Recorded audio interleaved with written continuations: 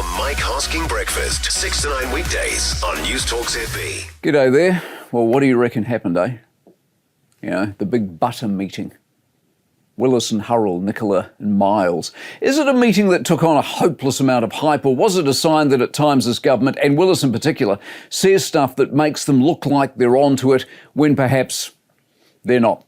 The reality is these two meet regularly. I mean, Fonterra plays an outsized role in our economy, and therefore it would be odd if they didn't meet. But Nicola has this penchant for saying stuff that might lead you to believe she could produce an Uzi out of a handbag and blitz the room.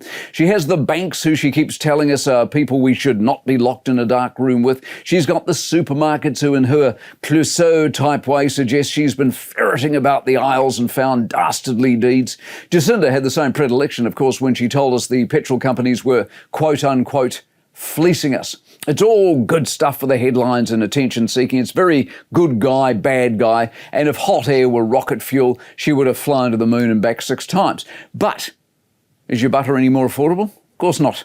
And in that is the problem. Not with the price, but with Nicola. Wouldn't it be fantastic?